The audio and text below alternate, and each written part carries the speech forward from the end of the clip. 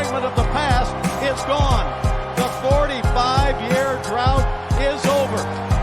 The Los Angeles Kings are indeed the kings of the National Hockey League. They are the 2012 Stanley Cup champions. Love. Yeah, today was an emotional day, for someone like myself. I saw the news. Blake Griffin announced his retirement. One thing I never thought was that Blake Griffin would retire before Chris Paul, but, injuries are tough. He only really played 13 NBA seasons, which is a career of like an 80s player, a good 90s player, or even before. Bill Russell played 13 seasons. Blake, man, I'm not going to sit here and talk about if he should be in the Hall of Fame or not. It's not a discussion I want to have right now. He's one of those borderline guys because the Hall of Fame bar is fairly low. But Blake Griffin to me is the best Clipper ever. Like he's not the best player we've ever had. That would be Kawhi, but he's done the most for the Clippers. He's the GOAT of the Clippers for me.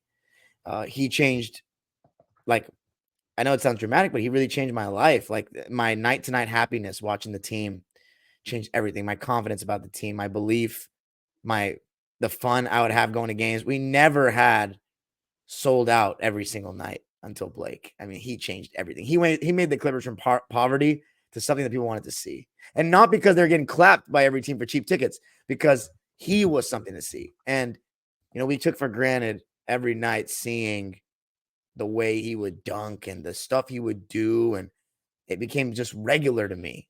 And I was watching the most exciting player in the league every single night.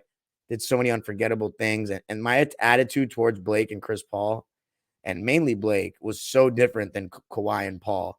Kawhi and Paul, I said last year, let's blow it up, this and that. Blake Griffin, bro, because he was one of our own. We drafted him. I was willing to go I hate saying this, but the Stockton Malone route. No matter how many times he lost, I was going to be with him till the wheels fell off the whole way. And we traded him and did him dirty. And I really hope that Ballmer mends the fence and we eventually see his number retired in the Intuit Dome like he deserves. Because when it's all said and done, Edwin, and he had that good year in Detroit. When we think about Blake Griffin, we think about Blake Griffin, the Clipper, the king of Lob City. And I just love the guy so much. And I could never thank him enough for everything he did for us. We'd never be here without Blake. And I would never be the Clipper fan I am without Blake and Lob City. And he's the man. I love you, Blake. You and Magic Johnson are probably my two favorite players of all time.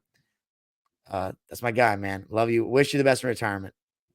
Yeah, and I'll end it with this on Blake. I'm not going to get anywhere near as good as Dime does because I don't have that kind of connection. But I do have a Blake story. One, I think that Blake's a player that it's kind of one of those you had to be there.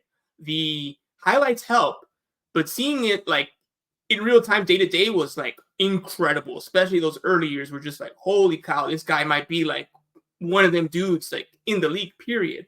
And, everyone remembers him jumping over the Kia and like, one of the fun dunk contests compared to what we've gotten recently. That one was a great one. Yeah, and in my LA. Blake story, yeah, in LA, yeah, it was awesome. It was a good moment for sure. Everyone remembers it who's like watching basketball at the time. For me, my Blake story is his rookie year. I'm living in Chicago at the time because, again, that's where I grew up. I went to a Bulls-Clippers game. Again, one of those things, the tickets weren't too bad. To be fun, let's go, right? And I go with my dad. He's like, who do the Clippers have? I'm like, oh, they got this new guy, Blake Griffin. He's really good. He was already like a month or two into his rookie year. So it was already like the secret was out if anyone still didn't know, right? And I remember he was like just in shoot around. He did this crazy dunk. Like just everyone's like, oh, and I'm like, see, there he is. It's not, the game hasn't even started. And he had one of those just like monster games. It was like 28 points, player of the game, killed the Bulls. And it was just one of those things. Like you would just think he'd go up for a layup, and then he's like windmill jamming in, like the ball's like flying into the stands, and it's like, oh my God. And then my dad was just like, who's this guy? I'm like, I told you, like, this is that guy. Like, he's coming through. And, they won the game handedly. And it was just like, wow, he's arrived. And now the Clippers got themselves one of those dudes, right? Like must-see television. More national games because he might go viral, even though we weren't really talking about virality like that. He would have killed in this era. I mean, there would have been Blake stands on Twitter, like, all that kind of stuff. But yeah, of course, unfortunately with the injuries, but shout out Blake Griffin. I think he's one of those players, even for Laker fans, like, oh yeah, Blake's cool. Like, he was a highlight reel and all that. So yeah, fantastic career. Wish he would have been healthier and had it longer. But again, injuries are part of the game. But yeah, he made an impact on the game for sure. And he definitely converted a lot of people to the Clippers back in that era. That was when they were really like that fun era and kind of an up and coming startup team for sure.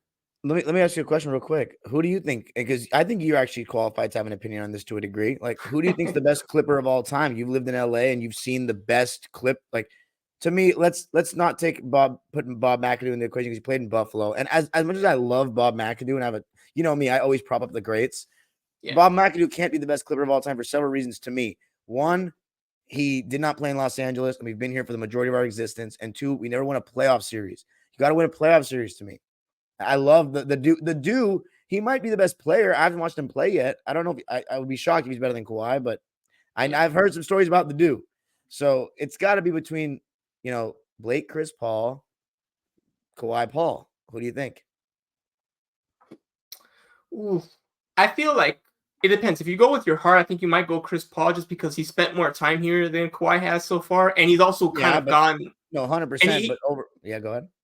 And he also, even though Kawhi's flown higher, Chris Paul felt like he broke barriers. It's like, I'm winning these playoff series, and I'm getting us here. We haven't been here since X, and I still remember getting out. I think it was the first round. He's like almost in tears with Billy Crystal on the sidelines, and you're just like, like they're doing it right. Like the Clippers are actually doing it. They're a good team winning a playoff series. Like this is crazy, right? So I feel like he walked so Kawhi could run. And for this to be a place where Kawhi would even be interested in going to, because, you see those kind of things like, oh, yeah, that was kind of a cool vibe. I could do something like that. So I feel like that's why he might get it. I 100% agree with what you were just saying about it's basically like auditioning. When we had Lob City, it was basically auditioning the Clippers to other players like, yo, this can be lit if you have a good team, even though we're the second team in LA. But so you're going to CP3, greatest Clipper of all time? Yeah, I think it's between CP3 and Kawhi. I give it to CP3 for the legacy. You think I give it to CP3 for the legacy. You think Kawhi's a better Clipper than Blake Griffin? No, I'm saying he's gone further because he's gotten to that Western Conference Finals. And remember he didn't play. Remember he even played. He didn't even win us the 2 games.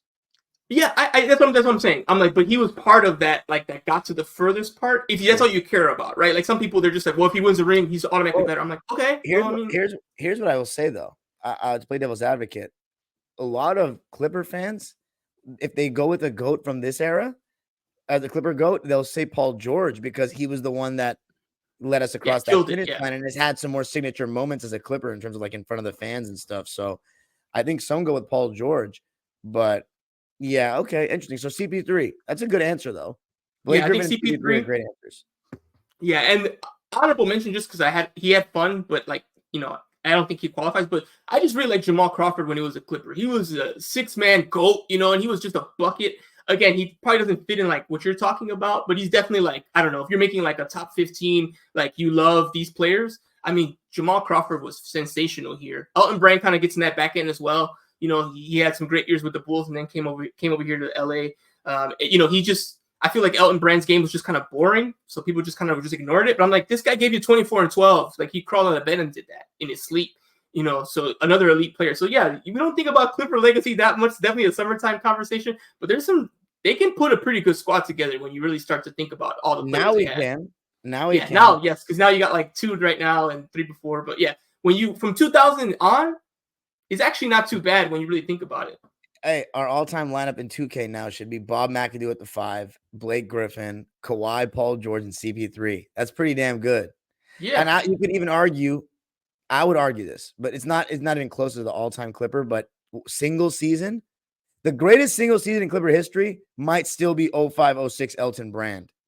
That's what I'm saying. Brand, a monster. He was that season. He was a real monster. But anyway, that's all I have to say about BG.